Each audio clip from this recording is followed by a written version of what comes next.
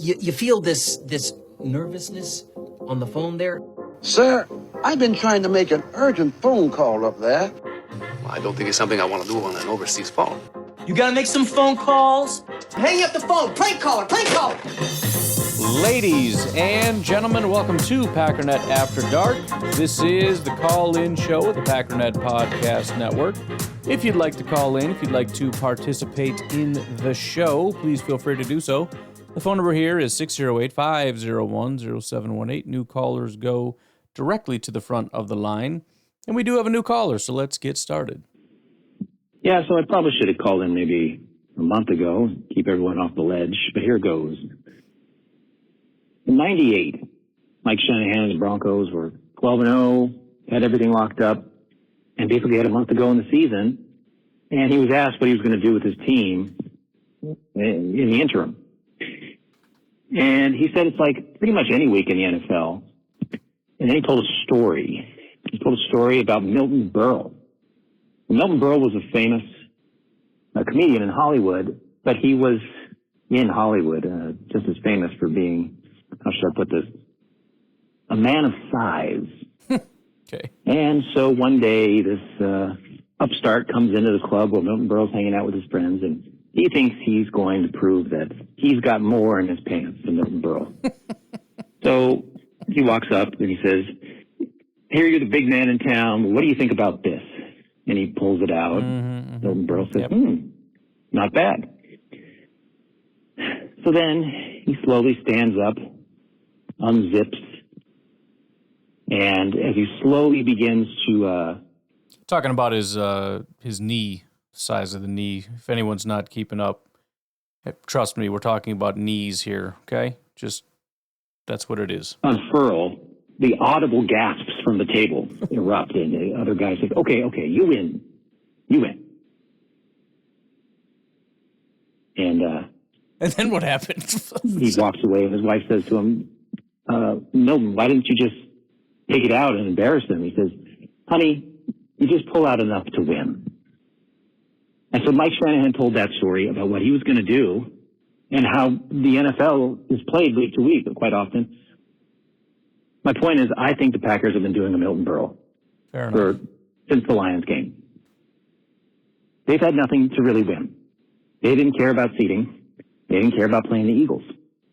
You know, when you do this last call, the last game, I think certainly highlights this. When you can see the Packers, first of all, putting all their starters on a pitch count. Second of all, they're bringing out Malik well before the injury to run some kind of like weird, you know what I mean? Like they're kind of testing out stuff. I get it. I think in hindsight, if Matt LaFleur knew it was going to go like this, it would have been maybe more balls to the wall. I don't think he expected this to be as hard as it was. But no, point taken. And the proof that the Eagles aren't a team a lot of other teams are concerned about is the fact that Washington, did you watch the game? They didn't care if they won or lose. They didn't care if they played the Eagles. No. And Packers didn't care either. But they've been doing more than that. They've been putting... And to be clear, we don't even know who the quarterback is going to be for the Eagles. Tomorrow I'll talk a little bit, kind of talking about... I don't want to give it away, but bottom line is I was kind of going over the PFF grades, and I mentioned a period of time that Jordan Love has kind of struggled. And then I thought, well, let's look at the rest of the quarterbacks, the NFC playoff quarterbacks in that span, and suddenly he doesn't look that bad. Because lo and behold, the Packers aren't the only ones struggling right now. Together game plans and then testing certain elements of it against the Lions, against the Vikings. Winning's been secondary. Sure, I get it. Now, I may have to call back and follow this up, but if I'm right, and this is what they've been doing, Matt LaFleur and his staff have had a decision to make, a problem to manage in not really playing to win, but developing a game plan for these possible playoff opponents. There's a risk involved. And maybe I'll call back and talk a little bit about that. I need a name from you, by the way. Otherwise, this is going to get weird coming up with a name for you, buddy, because call you Milton. No, I think there's something to be said about that. And just like all the baseless negative claims, we could just as easily go with claims like this. Because the bottom line is we don't know. Maybe Matt LaFleur doesn't have his guys ready. Maybe he doesn't know how to motivate. Maybe whatever. Or maybe they are trying things to get into playoff mode. They're testing things. They're whatever. I don't know what's going on. I don't know why the last two games went to south as they did. I don't know against the Eagles whether it's going to be what they were the last two games or the previous 4, 5, 6, whatever it was. I don't know the answer to that question. But we'll find out, and I definitely appreciate the counterpoint. So to follow up, well, the Packers haven't been winning against the Lions and the Vikings and now the Bears. Bears games are relevant. Did you see them celebrating, by the way? How embarrassing for the Bears. Goodness. But what was more embarrassing was watching the Vikings celebrate last week. I saw them celebrating in the locker room, and I thought they don't have a chance against the Lions. I mean, that's just what a joke. And we all saw what happened. Right. So they haven't been winning the game. There's, by the way, massive embarrassment. I mean, of course, the negative fans look at it and go, see, that's what a good defense is. Like, are you kidding me? This defense is on its last legs. It's the last gasp of a dying defense here. I'm talking about Detroit. And Minnesota could not score on them. That's not good. And by the way, Darnold is one of the guys that you look at the span that Jordan has not been doing well, and you go, oh, it looks like he's worse, actually, as is the quarterback that we're potentially going up against. If you wanted to be scared, you should be Washington, because they're the one going up against a freaking buzzsaw as far as quarterback is concerned. Anyways. But they've been playing a longer game. They want to win the games that actually matter. And like I said, they didn't care about the seeding, who they played. They couldn't win the division. They couldn't get to number one. The risk here, if I'm right, is you can lose player confidence. Now, if you've seen the Hunt for Red October, you know that Captain Ramius of the Red October had a problem. Why do I love this call so much? I don't know. I think I saw the Hunt for Red October when I was like 7, and I don't think I liked it, but I'll have to revisit it. Please, sorry, continue. He had several, but one of them was getting over 100 sailors off of his boat so he could carry out his plan to give the Red October to the Americans. Sorry for spoilers. It's been out 35 years. So he had to keep it a secret. Okay. The risk here is he might lose the confidence of his men because he'd be doing some strange things, and they wouldn't understand. That's the risk that LaFleur, again, if I'm right, and his staff have had to face the last month. Sure. They have game plans, but they're not really carrying them out to win. Instead, it's to get information. You can lose the confidence of your players. By the way, the additional thing that I will point out is we have seen Detroit, for example, do some things that they're going so deep in their bag in games that are entirely irrelevant. They're dominating teams, whatever. And it's like, that is one of the plays that you should, like what Chicago did against us makes perfect sense. You're not going to the playoffs. Go ahead and pull it out of your back pocket, right? Great play on that punt return. Detroit has no business emptying their bag right now just to show off. That's not playing the long game. That's being stupid. Is it possible that Matt LaFleur and the rest of this staff have kind of a different plan of going a different direction? Again, they put Malik out there, but is it because they want to actually do something, or is it to scare the crap out of people coming looking forward? They have no intention of doing that. But let's put it on tape just once so they have to think about it. And now going into this game, I don't know who's going to be our quarterback. You don't even know. And then if Jordan does play, we might have Malik out there anyways. You got to prepare for all this crap. And maybe they do have something in their back pocket, but they're not going to unfurl that until, freaking Super Bowl or something. I don't know. Listen, it's all speculative. So why not speculate like this? Right. That's the risk they've had to confront. And I said, if I'm right, his first thing he's going to say Monday morning at the meeting is say, guys, here's what we've been doing the last month. If it felt a little weird, I'm going to let you in on it now. And I think he had to keep it secret, again, if I'm right. Because one of them eventually was going to slip up and say something in an interview or on a podcast, and he couldn't take that risk. He couldn't risk a player saying, oh, by the way, we're not really trying to win these games. We're just testing stuff out. Like, no. Can't have it.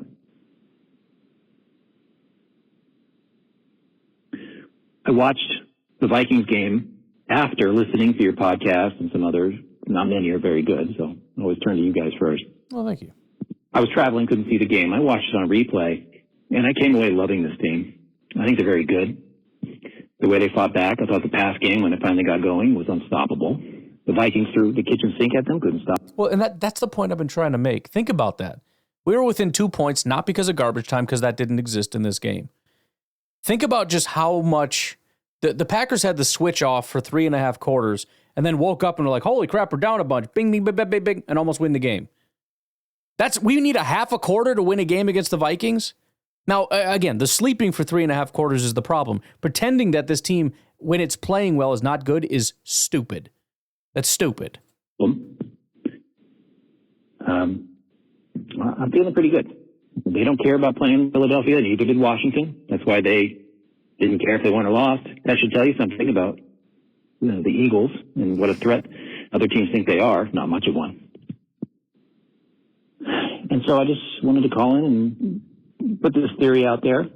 One could quibble, because I know some play has been not so inspiring, but if you don't have an inspiring game plan to get players fired up, and if you played football, you know, game plans get you filled with confidence. Confidence matters a lot. I don't think the game plans have been filling the players with confidence. 3 minutes got him, and he did not call back, and I still don't have a name. Milton, I don't have a name. Oh, boy. No, you're officially in the books as Milton. Interestingly enough, you mentioned the 98 Broncos. Very good football team, by the way. Kind of reminiscent. We had talked about Shanahan in the 90s when we hired Matt LaFleur to kind of get some ideas. And there were a lot of parallels. I don't want to overstate what I said because I could be wrong about this, but I had at least alluded to the fact that we might be seeing an Aaron Rodgers MVP season in 2020 when that happened. But anyways, interestingly enough about that season, they were 13-0 and ended up going 0-2 the next games. They did beat Seattle, but, you want to talk about going in the wrong direction at the wrong time. You beat New England, you beat Dallas, you beat the Raiders, you beat the Redskins, you beat the Eagles, Seahawks, Jaguars, Bengals, Chargers, Chiefs, Raiders, Chargers, Chiefs. And then you lose to the Giants, you lose to the Dolphins, and then you beat Seattle. It's not inspiring a lot of confidence, right? What happened? They go into the playoffs against Miami, the team you just lost to 2 weeks ago. You lost to them by 10 points, 31-21. It's not looking good. What happened? They won 38-3. Then they move on to the conference championship. They beat the Jets 23-10. And then they go to the Super Bowl and play the Falcons and beat them 34-19. Won the Super Bowl that year. Now, I'm not going to sit here and say that the team that went 13-0 is on par with what the Packers did. I think they have that ability, but they have a hard time being as consistent as this 13-0 team was. Like being as consistent as the Vikings and the Lions. They've been a little bit more consistent this year, which is why they have more wins. But as I essentially say tomorrow, if we get great play out of Jordan, I mean, you can say that across the board, but just give me Jordan. Just give me peak Jordan. I don't care about the rest. We're going to beat the Eagles, and we're going to make a serious run at the Vikings, the Lions, whoever else is there, and have a shot at the Super Bowl. Just give me consistent elite Jordan. That's all I need. In my opinion, if he plays like he played the last 2 weeks, this could get ugly. And I'm hoping Matt LaFleur and Jordan Love can sit down and really just hammer out whatever's been going wrong and what they need to do to make it right. I think the offensive line's been playing well. I think the running back's been playing well. I will grant you that the receivers have not been super helpful in bailing him out and in instances where the passes are not great, and that is a problem, and we do need to rectify that. But it's not just the passes that are getting dropped, it's the passes that are not getting thrown.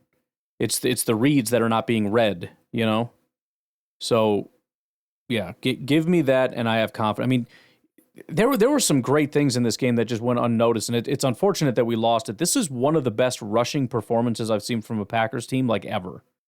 This was shockingly dominant. We had 2 players over 7 yards per carry in this game. We had Rasheed Walker with like a 90 run blocking grade. That dude doesn't run block. Sean Ryan dominated. Elton Jenkins dominated. Zach Tom dominated. Even our center. Run blocking was mediocre, but the pass blocking was great. I mean, this offensive line performance, this running back performance was shockingly good. And I think the defense honestly played some pretty good football up until the end when the dam kind of broke and there were some issues there. By the way, the rookies are starting to step up. I don't even know if I remembered to mention it on tomorrow's podcast. I mean, I obviously went through the grades, but I didn't mention this specific point. We had 3 rookies play on defense. Bullard, Oladapo, and Edgerrin Cooper. Those are the 3 rookies that showed up on defense in this game. There were 6 players that graded out well. All 3 of those rookies were in that group. So half of the guys that performed at a high level were rookies, and 0 rookies did not perform at a high level. This was Oladapo's first time, not officially starting, but starting, like 50 snaps starting. And he played really well. This is Bullard's, one of his first games ever, playing really well. Edgerrin Cooper continues to dominate. So, I mean, things are moving here. Things are going. The defense is really starting to come together. I know you're frustrated with the way that ended, and that final call was one of the most appalling things I've ever seen. I don't know how that you call a timeout and come up with that. I don't understand it. There's some flaw in their understanding of how long things take. Somebody got the math very wrong. But if we just fix the pass game, that's it. If it's a LaFleur problem, a Jordan problem, a receiver problem, I don't know what it is. I don't care what it is. I like everything else. I like our special teams. Oh, they gave up a punt return. I don't give a crap. That was some bull crap trick play. It's not going to happen again. I'm not going to rest all of my thoughts on special teams on some stupid trick play. They have been dominant for a very long time. We got a kicker that doesn't miss. We got a punter that had a ball sail over his head, went and grabbed it, and still pooted it down the field. I don't know what a poot is, but he pooted it. We got a defense that's making it work. We got a run game that's doing really well. We got an offensive line that can run block and pass block. Everything is working. This is one of the most well-rounded teams. It's just not working because we haven't had a pass game for 2 weeks. I'm telling you, that is the entire story. There's nothing else to the story. Everything else is locked and loaded. So can we get Matt LaFleur and Jordan Love and whatever receivers that we have left healthy to step up? Can we get Wicks? Can we get Romeo? Can we get Reed? Can we get some Heath? Can we get Tucker? Can we get Musgrave? Can we make this thing work again? Or did we just get figured out and it's done? I don't know the answer, but they have a week to figure out something. All right. Hate to take so long on one call, but I do appreciate your call, Milton. We'll come back and hear from Drew in, I think he says Green Bay, but Ashwaubenon.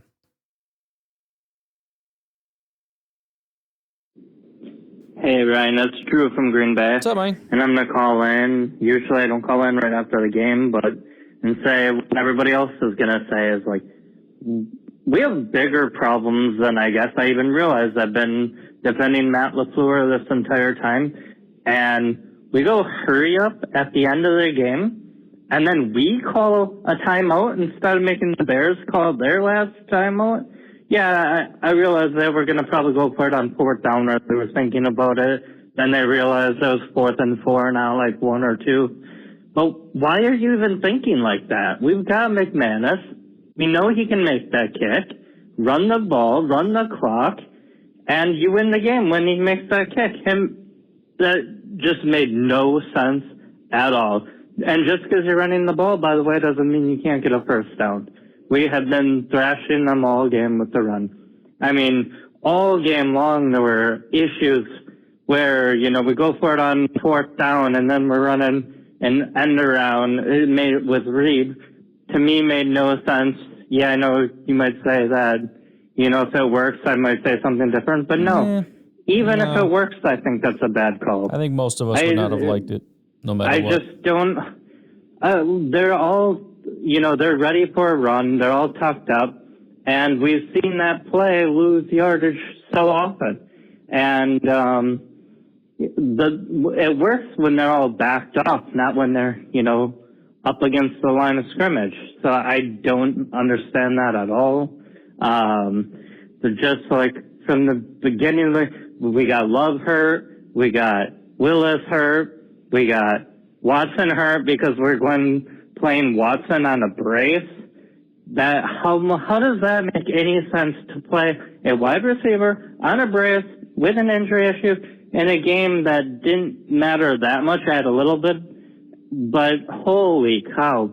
Front to back, the whole game, gave up a return for a touchdown, had a bad snap, fumbled the ball on the punt. Like, the whole game was an abomination. The coaches had horrible decisions all game. Jeff Hafley at the end of the game giving up. That defensive alignment made no sense. There's plenty of time for them to spike the ball. Anyways, that's it. Have a good day. Bye. Yeah, I mean, I agree with all that. The only thing I would say is in the beginning of your message, one of the things that I kind of harp on a little bit tomorrow is that, there's kind of two groups here. Number one is sort of the negative fans. And one of the comments I make tomorrow that you may have seen on social media is that negative fans are like a stopped clock that twice a day tells you that they were right all along, right? The problem with what I would put you in the camp of is a rational fan, an actual rational fan, is a person who's willing to change his mind. What I would caution the rational fans is to not believe the negative fans just because of one bad game. For example, have we ever had this discussion ever? Have we ever talked about this before? These issues that we saw. The idea that, well, we do this all the time on defense. Never have I seen something like that in my life. That kind of a catastrophic failure at the end. Maybe, they should have called a timeout or they should have went for it on fourth. Whatever. This is nitpicky bull crap that, again, is super debatable. That's not what we're talking about. This was a very obviously bad performance from the coaching staff. Not exclusively, but it was. It was just bad. But we've never really had this happen before, ever. And so I see a lot of the more rational people who are, again, willing to change their mind, swinging all the way to the other side saying, maybe I was wrong all along. Don't believe the stop clock people. Don't do that. Listen, if you decided on something before for a reason, what happened in the past doesn't change because of what happened now. Somebody said, well, that was stupid. And you say, no, it's not. And that was stupid. No, it's not. That was stupid. No, it's not. This is stupid. Yes, it is. And maybe all those other things were stupid too. No. It's like 1 + 1 is 5. No, it's not. 1 + 2 is 5. No, it's not. 1 + 3 is 5. No, it's not. 1 + 4 is 5. Oh, maybe I was wrong all along and everything equals 5. You get it? We don't have to do that. We don't need to catastrophize everything to where, maybe everything is actually horrible and everything's terrible. No, this game was terrible. And it's evidenced by the fact that this is obviously the worst we've ever seen from Matt LaFleur. It just is. And that one call by Hafley was the one worst call I've ever seen just in general. But Hafley has not been making terrible decisions that I've seen. In fact, not even in that game. I thought he called a really good game up until that last play that was just a complete disaster. So let's only critique exactly what's wrong and let's not spread it out to things that it doesn't apply to. That would be my only pushback, but I do agree on everything you said that was bad. Chris from Alabama again. I'm sorry, last call. I promise. No, I told good. you I was pissed Haven't off heard and from I'm you all upset day. and I'm venting right now. I'm venting right now because I just don't see it. I don't care who's the coordinator, whether it's Don Capers, Joe Barry, Jeff Hafley. I don't care who it is. I don't care what kind of defense it is. It just seems like at the end of the day, they can never make a stop. But here, see, you're doing the same thing. We saw something happen, and it reminded us of Joe Barry and all the rest of the coordinators. Right. What does it remind you of from this year? Because I don't remember a lot of times this year where that happened. In fact, this is a team that comes back at the end. I mean, just literally last week. What happened last week? They got constant. That's just how we were able to come back, is because we kept stopping them down the stretch. So it didn't happen last week. The week before that, I believe, was the shutout, which was one of the greatest defensive performances we've seen as Packer fans. I mean, let's look at it. Let's look at what we've been doing recently. So down the stretch, the Packers defense did show up against Minnesota. They pitched a shutout against the Saints. They only allowed 13 points against the Seahawks. Detroit was not good. Against Miami, they allowed 17 points. Against the 49ers, just 10 points. Against Chicago, 19 points. Before that, Detroit, just 24 points. This is not the same defense. It's just not. It's not perfect, and it has flaws. But because there's one time that it reminded us of a thing from before doesn't mean that it's the same as the thing before and that it's been happening all year. Chris, you're my dude, man. But everybody, please stop doing this. Please stop doing this. In the game to secure victory. Just like last week, they couldn't make the stop. This week, they couldn't make the stop. It's frustrating and aggravating, and I'm tired of seeing it. Just make a stop when you need to make a stop, please. My goodness. I guess technically against Minnesota it was that final drive, even though I don't know. I thought the call was a good call, and the quarterback basically dirted it, and it was just some miraculous play. And if Bullard had done his job, I don't think he would have caught it anyways. I don't know. I get it. And again, okay, so let's say it was 2 weeks in a row. That's why there's so much frustration. Because now that it's 2 weeks in a row, now it's just been all year. Everything's been terrible all year. Matt LaFleur's been terrible all year. The defense has been terrible all year. Jordan's been terrible all year. The receivers have had drop issues all year. Everything is just the worst thing all the time, every time. No, it's not. It's not. I promise you it's not. I can't promise you it's not going to happen next week. I don't know what's going to happen next week. But Hafley is not Capers. And, not getting a stop at the end of the game is something that happens to every single team. There's never going to be a time where we have a defense and we just never allow a team to get a stop. Sometimes they're going to be able to drive down the field, especially at the end of the game. Defenses get tired. It's tough. It is. And you know what? For every time we've allowed a team to come back and win, think how many times we've done that to other teams. Usually we give it, very rarely we take it, as evidenced by our record. Just make a stop. Yes. Should it not have came down to that? Absolutely. We shouldn't even been in this situation to even come close to even being in a dogfight battle to even be putting the defense in a position to even have this. But when you're in this position, make a freaking stop. Make a freaking stop, man. That's all I'm saying. Make a freaking stop. I'm gonna go. This is my last call. I'm getting off of here. This is very disappointing. This is very frustrating. This is very aggravating for me. Like I said, I've been watching Packer football for a long time, and pretty much we own them. But the few times you lose to them, it just pisses me off. And this one it's not even, it's losing to the Bears, yes, but it's just defense, bro. When the game is on the line, can you please just make a stop, make a stand? You play, and they played good majority of the game.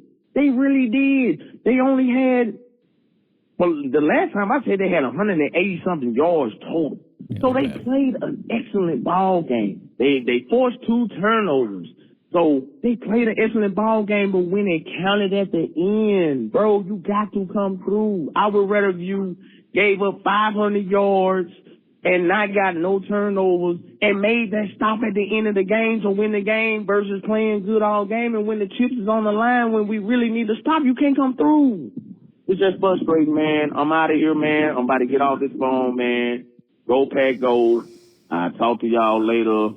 And I still believe in the team. I just want the defense to make a stop, man. When it counts. Go Pack, go. I'll talk to y'all later. I get it. It is annoying. You look at the situation, you're like, man, we just had a miracle thing happen, which, by the way, the defense created that. The only reason we even had a shot is because Valentine came up with that great play, and then we were able to get points out of it. So there's that. But also, yeah, you look at the situation, you're like, they have less than a minute. They got 1 timeout. This is light work, man. This is easy. This is a good defense against a terrible offense. They're in a really bad situation with a quarterback that can't push the ball down the field. Let's just do it. And I don't want to say there was no resistance because it took them a little bit, but they got down the field pretty good. And then, obviously that final play should not have happened. It just shouldn't have happened. I can't promise you that they wouldn't have found somebody open and got down the field anyways. But I don't know. I think there's a decent chance we win the game if you just call basically anything else. But here we sit, brokenhearted, found a quarter. Hey, Ryan, it's Arliss again. Hey, I forgot to bring this up in the last call, but our access in the last call. But what's your confidence level in LaFleur moving into these playoffs? And that's a serious question. And I say that because, a lot of the times we point to execution as to why things didn't work out. We say that we didn't know the play, or we didn't know what the progressions were. And that's fair enough. But in this game, I feel like it was pretty clear as to what the plays were, particularly because Willis was in the game, so I doubt he had the latitude that Jordan may have. But some of the play calling was just piss poor, man. And I know we can make the excuse that, well, we didn't game plan for this. You know, we didn't intend for Watts to go out and for Willis to come in. But, like, the end around on fourth down, in fact, all the fourth down, not all the fourth down, but the end around on fourth down, running up the gut on 3 and 4, like everyone and their mom knew that was the one thing you shouldn't do right now. And there were various other calls that, you know, LaFleur made that just were kind of just came across as pretty boneheaded. And I've been feeling this way for multiple games now, you know, and I'm just kind of like, I don't know. I guess what I'm saying is my confidence on LaFleur, as far as him preparing the team, preparing a game plan, is really, really low right now. I mean, when he made the comment about we didn't expect them to play so much man, and he was talking about Detroit, it was just kind of like, what do you mean you didn't expect them to play that much man? That's what they did before. How do you not, I'm sorry, the Vikings. How did you not, you know, plan that for the Vikings? So it's just, I don't know, man. I don't know what's going on in, you know, what is it, 1265 during the week, but I've got very little confidence that the end result is going to be, you know, a W, when it comes to Philadelphia Eagles. Anything can happen any Sunday. We all know this, but that's just where I'm at. I'd like to know where you're at. Well, like I said, I mean, it's been 2 games. So if we go back any further than that, there can't be any complaints, really. I mean, you know, it's depending on how far back you want to go. But I mean, it just, again, it seems like we're talking about 2 games and pretending we're talking about all year, you know? And again, I heard the critiques about Matt LaFleur last week, and I said, fine, let me go look. Let me just go look at it. And it was, in my opinion, entirely unfounded. Entirely unfounded. I looked at the plays, and I saw guys open, and I saw Jordan not executing. That's what I saw. And in this game, I saw Jordan play terribly. Now, there is a question about were guys not getting open because they both he and Malik held the ball forever. Both of them were over 3 seconds on average, time to throw. Pretty uncharacteristic for Jordan. So either he's just not seeing things and not throwing it, or this was a poorly called game. But either way, as far as games that I've looked at, and I said I was upset with Matt LaFleur, this is the first one all season. Now, other people have been upset with Matt LaFleur, but I've been saying this entire time, first of all, there's a flurry that's coming out of nowhere. By the way, whenever we're winning, Matt LaFleur's a genius. He should be coach of the year. Whenever we're losing, he's an idiot and should be fired.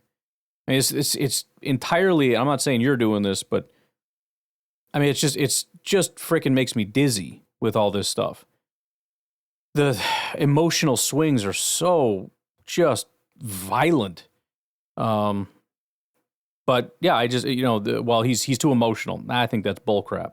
That's stupid. You can't prove that. You're just, that is the, what is it? The Texas sniper fallacy or something? I don't know. I'll talk about it tomorrow. It's just, it's nonsense. Well, he's calling deep shots. No, he's calling plays, and Jordan is choosing to throw to the deep guy, even though there's somebody underneath that would be a better decision. Well, he's holding him back. Well, how is it possible he's holding him back when he's throwing deep down the freaking field all the time? It can't be both. And there's no evidence he's being held back. First of all, by the fact that he's not taking the underneath shots. He's taking whatever shot he wants. And 2, the fact that they probably should rein him in even more because the deep stuff is just not working at all. So there's a lot of things being said that by people that are just making up random things. They have no idea what they're talking about. They're blaming Matt LaFleur because they want to blame Matt LaFleur. I'm guessing a lot of it comes down to, you know, the fact that the team looks flat or something, and because they don't really know what else to do, they just say, well, Matt LaFleur is the problem. I just, you know, I can only believe what I'm able to most rationally deduce, and I'm not hearing from the anti-Matt LaFleur people anything other than this was terrible, therefore everything is terrible. And I have more confidence in Matt LaFleur than most people on this team. I think he's been much better and more consistent than Jordan, than any of our receivers, than half of our offensive linemen, than almost every single one of our defensive players. As far as consistency, we've gotten more out of Matt LaFleur than anybody. So I have more confidence in him putting together a good game plan against Philadelphia. Not that I know it's going to happen, but it's just percentages. What percentage do I think that he's going to call a good? I mean, most of the time it is. What percentage chance is Jordan or Zach Tom or Kenny Clark? Some of those are pretty low. Kenny is pretty low. So I don't know what's going to happen, but this obsession with Matt LaFleur over the last 2 weeks is going to make me rip what little frickin' hair I have left out of my head because I don't understand it. Listen, he shouldn't have called the timeout. The fourth down call was stupid. Okay, what else? Like, so you could name 3 things in one game. What else? As far as like we didn't expect that much man. I mean, I addressed that before where it's like, I wish we'd be more curious instead of just assuming, but, you know, they did play more man than they ever have all year, and it's the most man that it's the most man I think any team has played this entire year. So, of course, you wouldn't anticipate that. Nobody would anticipate that. You wouldn't anticipate something that's never happened happening. Now, there's a question of adjustments, right? Well, did you make adjustments? And that's where it gets to be difficult. How much stock do you put into a game plan as opposed to not game planning and allowing yourself to be fluid? I don't know the answer to that question. If you're fluid, then you don't have a solid game plan, and that's obviously problematic. If you have a game plan, and that is entirely what you've worked on to make sure that this game plan is executed perfectly, and then you realize you got to tweak your game plan, that's going to jack everything up, and how much confidence do you have in your players to be able to adjust on the fly? I don't know. It's one of the benefits of just being a wild card and doing something crazy, I guess. But, that's also a risk. You say, well, why doesn't everyone just do that? Because it's a risk. Because if it, there's a reason people don't play man that much. And I don't think that goes away with Watson being hurt. Right? They're going to play us man like crazy now. So, let's plan on 100%, Matt. I don't know. I don't know all the nuances, and maybe the guy's an idiot, and maybe he doesn't know how to do anything. But I think it makes a lot more sense that this is highly, overly emotional stuff. Where I think a lot of people really haven't liked him for a while, and they finally have evidence of like 2 or 3 bad things, and now we're just pretending that he should be fired because of those 2 or 3 bad things, plus all this other made-up stuff in the past that's entirely unfounded. And I'm not giving you any credit for that. Not you, but just all the other people that have been just saying random stuff all year. Like, well, yeah, but look at the whole picture. There is no whole picture. All that stuff was stupid. I don't buy into any of that. I buy into this, and that's why I said he had a bad game. Right? That's it. If something's bad, I'm going to say it's bad. But one person making 3, 4, 5 mistakes in a game and then saying, well, then they shouldn't be on the team. Good Lord, we'd never have a quarterback. Jordan or Aaron Rodgers and Brett Favre wouldn't have made it 3 weeks on this team. Jordan would be gone by now, for sure. Nobody would make it. Yeah, it was stupid. It sucked. Whatever, it happens. I don't know what else to say. Every team faces embarrassing losses, and when they do, it's on the coach. The coach did something wrong. So there you go. What do you do with that information? Best I can say is you frickin' pick yourself up and you keep on walking and you just move on. You put this in your back pocket. For me, 1 bad game for Matt LaFleur. Okay, well, let's not make it 2. And then if it's 2, let's not make it 3. And if it becomes a pattern, then I'll be concerned. I don't see a pattern. I see a lot of people that don't like Matt LaFleur just making stuff up to make it seem like a pattern, but I don't see a pattern. Oh, that was a stupid play. So what? So what? Listen, 1 play is called on offense, 1 play is called on defense. 1 person is right. Somebody's going to call the better play. What percentage of the time do you expect Matt LaFleur to be the one that's right? If it's 100, that's psychotic. If it's entirely random, it's 50%. You understand that, right? It's not just AI on the other side. There's also a defense that every time we get a first down, their defense has failed and called the wrong plays and is an idiot and da-da-da-da-da-da-da. So I don't have a ton of confidence in the team because I just haven't seen fight for 2 weeks. But again, when I look at it, I'm seeing, and I'll go through this game, I don't know, but just in this last game, I saw Matt LaFleur call a good game where everybody was open pretty much every single time. I'm seeing a run game that is as dominant as it's ever been. I'm seeing a defense that with a few little glitches in there. I mean, and again, if you had an offense that was playing like it should, we wouldn't be talking about the defense. We would have had a great day. Defense that looks like it's on top of stuff. We got special teams that's doing everything. We need a quarterback that can play better. Well, what about the drops? Well, you know what? When they start dropping passes that are thrown accurately, I'll start caring a little bit more. But all this like diving and hitting the ground bull crap, I'm done. I'm not doing it anymore. Fine, they can't do it. They're not good enough to do it. Fine. Then let's throw an accurate ball. If you want to get new receivers, that's fine, but we can't do that right now. Right now, we need this elite quarterback with an elite contract to play like a frickin' starting quarterback that can throw balls 5 yards down the field accurately. And when that happens, I'll have confidence in this team. Period. It's not Matt LaFleur. It's not the run game. It's not the defense. It's nothing. It's Jordan. That's it. This team will go as far as Jordan takes it. If he's at his best, we have a legitimate shot to win the Super Bowl because of Jordan Love. If he is playing like he has the last 2 weeks, we will be exited immediately from the playoffs, and it will be because of Jordan Love. Not to say that it isn't other contributors, but that's how much power the quarterback has. If he's at his best, it will overcome all the flaws of everybody else. If he's at his worst, it doesn't matter what plays are called. So I need Jordan to take a week and really just whatever you got to do, man. But let's get this right. I'm not worried about Matt LaFleur. What do we need Matt LaFleur to do? We need him to be a play caller, and everyone acknowledges he's a good play caller. Oh, well, what about that one time? I don't give an F about the one time. If you're going to nitpick and nickel and dime me over one time, 2 time, 3 time, then we're just being stupid. Not worried about the one time, the one play, that one thing. Oh, my Lord. We're in 50 some odd plays, and I got to hear about that one time. What about that one play? And yet, if we could have just executed on like 60% of the plays that he called, we probably would have won the game. But no, I got to hear about the one time. Which, by the way, that end around potentially is a first round if we could just get a block. But immediately off the edge, somebody gets blown up. Jaden Reed has to run backwards, and the play's dead. Not saying it was a good play. Not saying I liked it, because I didn't. But it was an execution issue. And then on top of that, what should they have done? Run right up the gut. What happened the last time we did run right up the gut? We lost 2 yards. So I don't know. I don't freaking know. I'm just beyond tired of talking about it. I am. It's been the last 2 weeks of just attacking Matt LaFleur over just the most random crap. And now that we finally have something concrete, which again is like 2 or 3 things, it's like, see, everything's true now. No, nothing is true. These 2 things. That's it. And that's all you get credit for. And am I worried about these 2 things? Effing no. Jeez.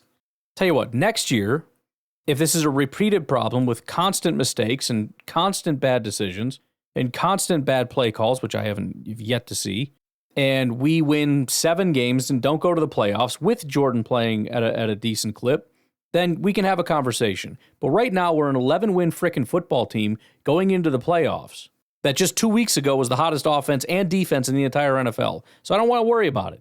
I need that team to show up and beat the Eagles, and we move on.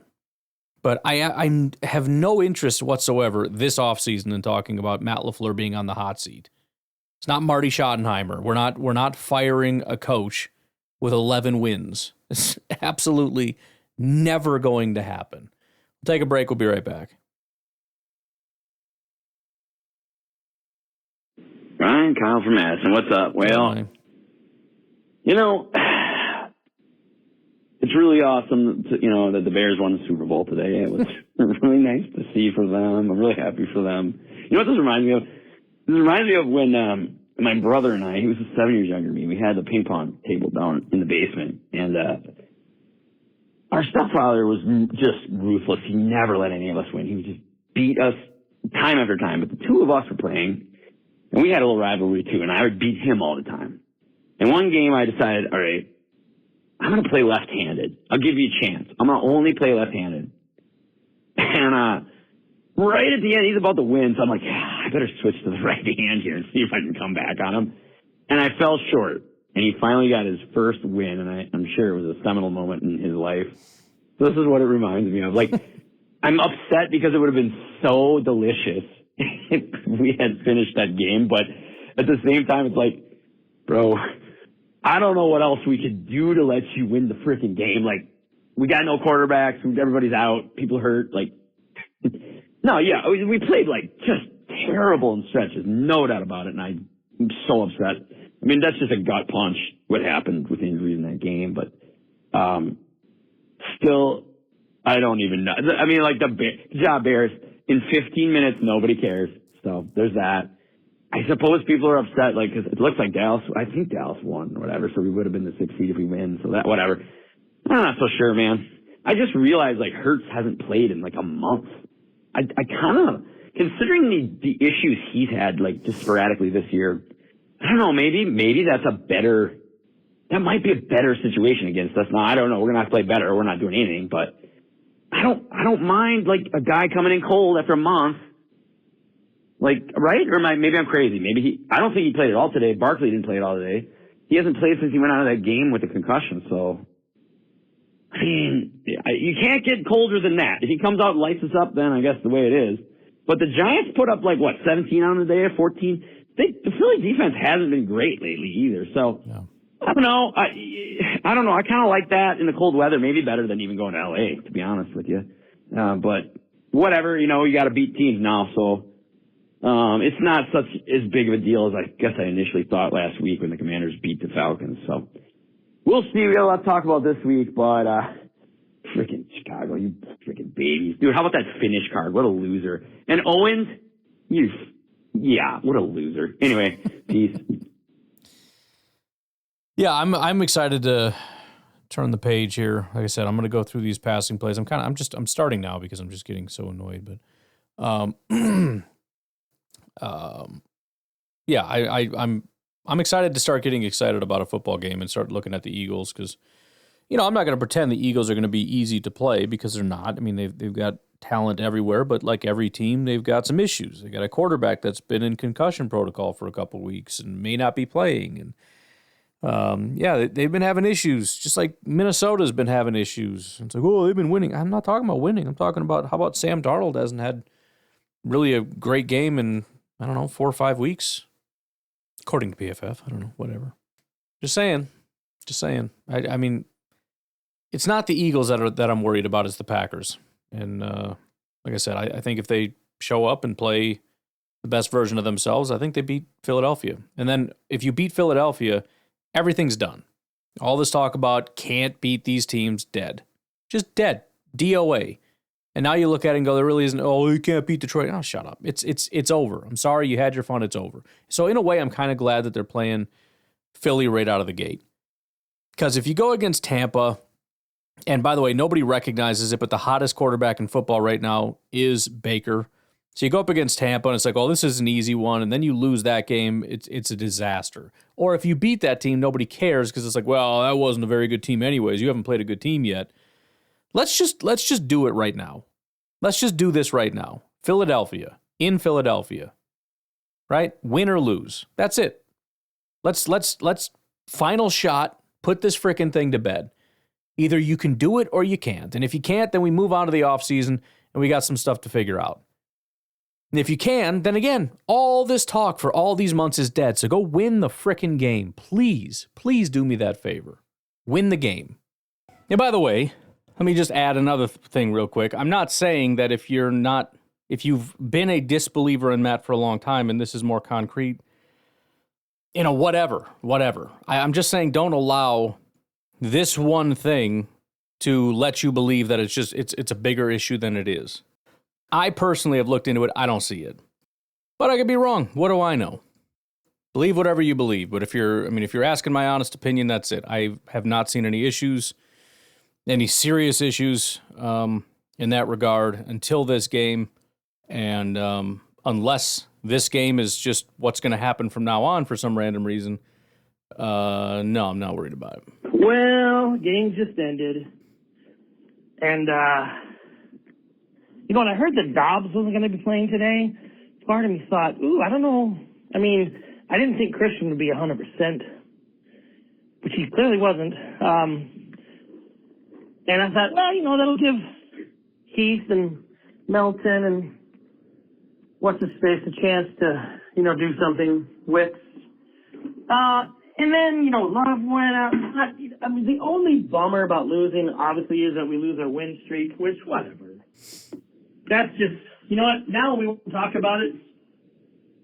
now when we start another 12-game winning streak, it can just be all Jordan, and he won't be living off of, Rodgers' win streak with the Bears. So I'm surprisingly not mad that they won or that we lost. But I still hate the Bears. And the way they frickin' just clear and obvious arm talent, which is why his arm talent's so good. Did he throw a pass over 20 yards? I don't know. Caleb's not good. Once again, we beat ourselves. Right. I forget who did it. Who did that freaking horse collar tackle? Like, what do you think? He was running out of bounds. Yeah. Anyways, it's over. The season's over. I wish that. I don't think it was. Only reason I wanted to win was just to keep the streak alive. So that's gone. It doesn't look like it would have mattered because I think Philly or Washington came back to win. So let's just hope Jordan can be good next week. I don't know, Christian, that does not look good, him being out like that, him going down, no contact. That's usually not good. So, what do you do? I'm trying to fix this shelf in my bathroom. But, all we can do is hope that, I don't have a lot of, I don't see it so far in the playoffs. I know there's a whole lot of optimism, and I'm all there too. I can be convinced. We only lost to the best teams except today, and not by much. But I just don't see us being able to do it for the obvious reasons of we're constantly shooting ourselves in the foot, and maybe we are a season or two away. But it is what it is. So hey, go Pack, go! Next, we'll see. It looks like we're going to Philly next week. At least Hurts hasn't been playing. Maybe he'll come out rusty, throw some INTs. Who knows? Which is steal a win. That'd be awesome. But you got to keep your expectations close to reality. So go Pack, go, and peace out. Oh boy, this review has not. Yes, agree. Nico. We'll do Omar because I accidentally clicked on it and I don't want to skip him, and then we'll get out of here. So Modified Fight going back again. Just went on Facebook and it's just crazy. A lot of people come out fire LaFleur. Like, I don't really blame all of it on coaching. I hated that was that fourth down call because I felt like, you got your backup QB in. They know you're going to run, and, you did the little toss reverse thing, whatever. And, again, I know it probably fall down to if it worked, it was a good play, but, it wasn't even no blocking on that side. It was, I don't blame that on the coach. Maybe that's something that down the line or something. I have no clue. But, nevertheless, it's kind of just like, why you ain't just throw the ball? Just throw the ball in that instant. I felt like it would have been better. Since they feel like you're gonna run. So, but either way, I still think it's dumb. Anybody, if they think LaFleur should be the head coach or the offense coordinator, you don't know football and you probably need to learn some more. It's just, Bro, I feel like every play could have been a touchdown. I'm going to make a video too, so I'm not just lying. I'm going to do this. I'm going to record the plays, and you can watch it. You go ahead and watch it. You can see Christian Watson wide open down the field multiple times. You can see Wicks wide open down the field, and he's throwing underneath, and usually a really bad pass. I'm looking at this play. If you pause it at a certain time, you look and say, well, I could see throwing to 89 here. He's coming back. He's got some space. Let me back this up. I could see throwing to Christian. That's definitely your best option. This dude has got 10 yards of separation any which way. He's throwing from behind. He's throwing at about the 50. Christian's down at the 20. The safety's at the 10. Dude, this is a big gain. And then you got another guy kind of cutting free here. Not sure who that is. Could be Tucker probably. You throw it down far enough, maybe Tucker gets it. Instead, the one guy that I probably wouldn't throw it to is a guy that's bracketed. He's got guys on either side of him. That's who he decides to throw to. And they're all in the same area. So if you're looking at him, you can see Christian. They're about 3 yards apart in terms of their distance from side to side. And then he's about 10 yards behind him or whatever. But he's in that line of sight is my point. And that was the one he threw to Musgrave that was such a bad throw that he had to like fall down to grab it and almost wasn't caught. And you say, well, he threw it away to get away from the defenders. No, he didn't. The defenders were behind him. Why did he throw it low and behind him? It's nonsense. Not to mention Christian Watson, potentially walk-in touchdown here, but no, that's fine. Yeah, Matt LaFleur is an idiot. I get people mad now. One thing, we do need to just keep the kicker. I was already in favor of, like, try to get a good contract worked out with him, but maybe match whatever he get offered, because he's been good. But now I'm like, paying whatever he wants. Like, we need a kicker. Yeah. He's still, young enough. He can play for us for like 3-4 seasons. Oh, my Lord, Jordan! And they're not that readily available. So the fact that we gave him a chance, when nobody wanted to give him a chance, hopefully he'll. Musgrave had a touchdown here. I don't understand, dude. I mean, they're just not in sync. I mean, Jordan is not understanding the play designs. That's the problem. He's not understanding the concepts. That's the whole point. Your offense, and then you read their defense and you say, okay, based on this is the guy. What the heck is this? 2nd and 9, you throw a pass that I'm pretty sure it was a pass interference anyways, but it got batted away. This is a Musgrave touchdown. Appreciate that. You won't be the highest paid kicker or nothing like that because we got other, efficient. By the way, the Packers refusing to pay a lot of money, air quotes, a lot of money to kickers is stupid. And if they even play that game, I'm gonna flip out. But most definitely, maybe even go to Jair and be like, hey, let's rework the contract so we can sign this kicker. Help us win some more games and we can go for a Super Bowl. I will say, of all things, that would be super insulting. Instead of being like, hey, let's work on your contract so we can try to find you somebody, play opposite you or get some pass rushers or something. It's like, hey, we got to cut your pay for a kicker. Like, just spit in his face. And even though if I feel like Jair might do that, makes sense. Even though you would sign him anyway, it's just kind of a fun idea. I think I would have pitch I would use. But anyway, all right, go Pack, go. I know people mad. Don't let it ruin your week. Just, I'm mad. I'm just letting it go. I'm about to play some Madden. That's what I tend to do to relieve some stress, But hopefully we have a good game in the playoffs, and we'll see what happens. And, so go Pack, go. Yeah, I agree. Just real quick, I mean, this was the thing I always loved about Jordan in that game against the Eagles, that first kind of breakout game, which, interestingly enough, Eagles, we'll see. I don't know. Maybe there's something to that. The thing I loved is that he was just in rhythm. He just understood it. It just flowed beautifully. Like, as soon as Christian came out of his, he's looking to his left, he knows he's going to throw to his right, and then Christian comes out of his break, and before he even does, he throws it right on a dot. As Christian comes around the corner, the ball's just waiting for him. I mean, it was just art what this guy was doing. And I'm watching this, it's disjointed. Like, there's a play that's happening, and it's working, and it's making sense. And Jordan, he's like, he doesn't know what to do. He just seems confused. Like, he's looking at the wrong guy. He's throwing to the wrong guy. He's always throwing to the wrong guy. I don't know what is. Did we make changes to the offense? Are our defenses kind of confusing him with something? Is he not trusting certain guys? I don't know what it is, but this is not what I'm accustomed to seeing. And again, I'm going to stand on what I said. It's up to Jordan. Jordan comes out and plays, we're going to win. If he doesn't, we're going to lose, and that's it. And there is no other factor that matters. I mean, there's a lot of factors that matter if he comes out and he's like mediocre or decent or slightly below average. Then all the other factors come in, but he's the guy. And if he wants to beat the Eagles, we're going to beat the Eagles, all right? But this crap, dude, I mean, it's crazy because I'm watching it and I'm like, oh, this offense was terrible. And you just think about what could have been, and it's like, dude, we could have embarrassed this team. I mean, it's just chunk play after chunk play after chunk play. And I don't know if he just got like gun shy because of the week before where he's taking deep shots when he shouldn't have. In that game, it's like everything's open underneath and he's throwing into double coverage deep. And I don't know if Matt LaFleur talked to him and they're like, bro, sometimes you just got to take the underneath stuff. And now he's just like, okay, that's what I'm going to do every time.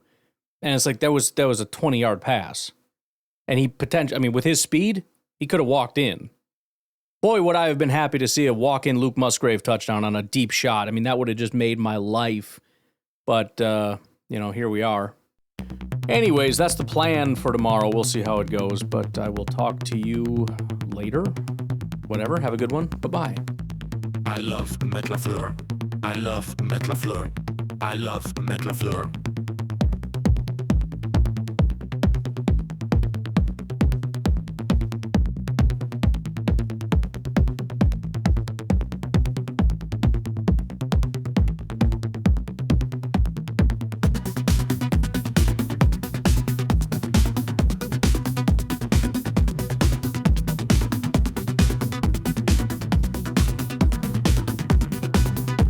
I love Matt LaFleur.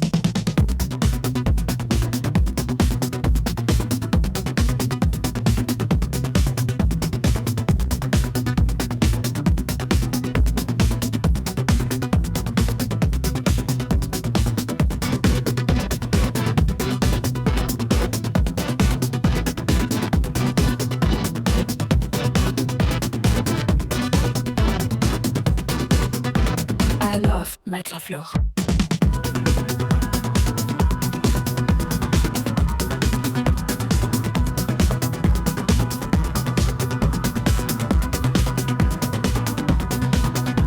I love Matt LaFleur.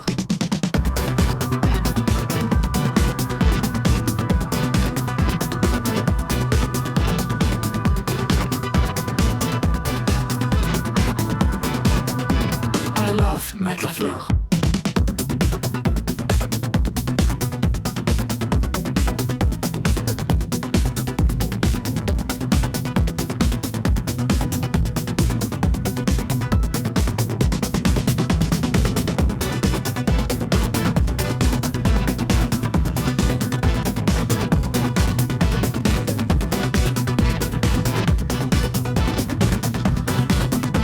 I love Matt LaFleur.